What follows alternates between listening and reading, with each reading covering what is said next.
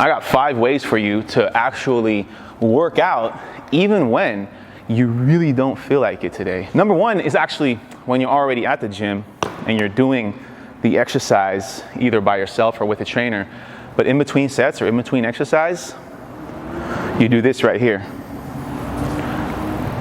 You sit down in between sets. If you sit down in between sets, 99 out of 100 times, you're going to make your trainer a little bit agitated, and he or she might say some things that will get him or her canceled. And number 2 is somewhat of a controversial topic, but it is to take caffeine pre-workout. If you are able to operate daily with absolutely 0 caffeine, then good on you. That is most likely the best way to do it, because no matter how you put it, caffeine is a fake source of energy, right? If you are going to take pre-workout, feel no shame, because when you take caffeine pre-workout, not only does it give you a mental kick in the butt, it gets you physically ready, it also actually warms up your joints and increases the circulation, so it actually primes your body for exercise. The problem is that the supplement industry is a billion-dollar industry, and the reason that's a problem is because there are a plethora of supplements that are vying for your attention, and they will put things on their products that just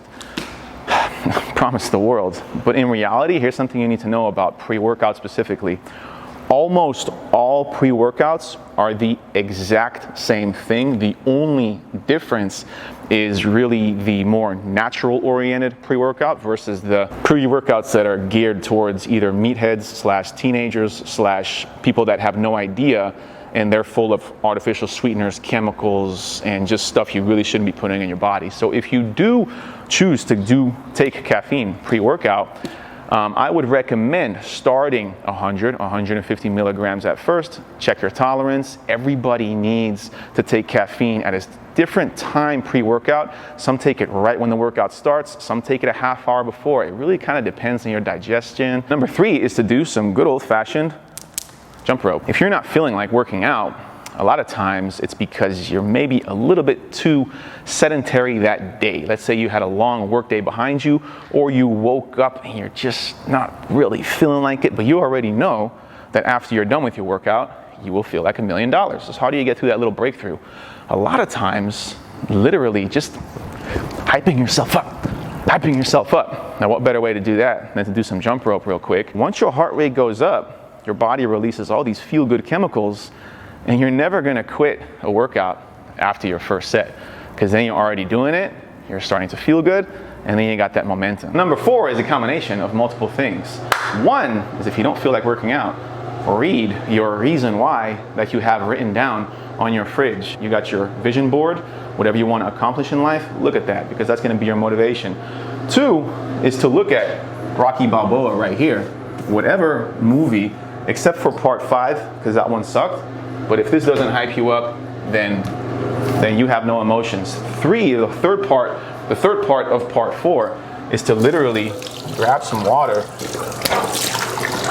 and just put it in your face. All right, now the 5th one is very important. If you have been working out a couple times in a row this week, and you wake up and you do not feel like working out, and you feel it's a little bit different, literally sit at the edge of your bed when you wake up and just check your heart rate.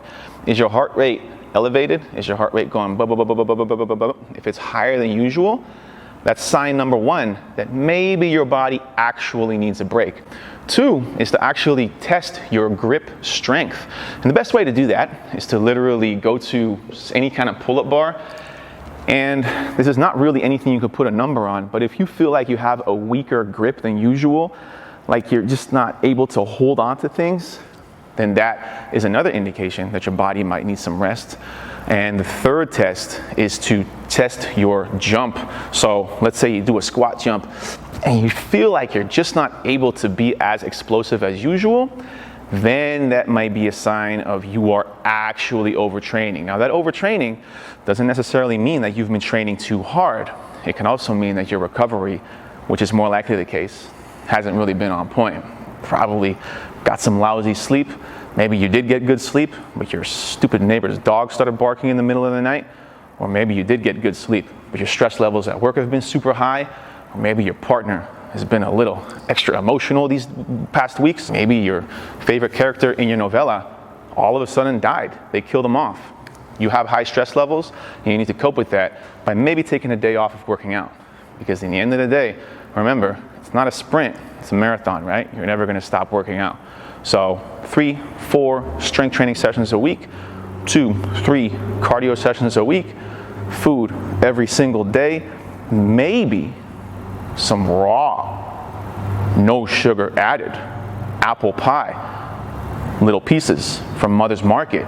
In the weekend, chop it up half, chop a half up, give the other half to your Snuggie, put it in some cottage cheese, maybe, and that's your life.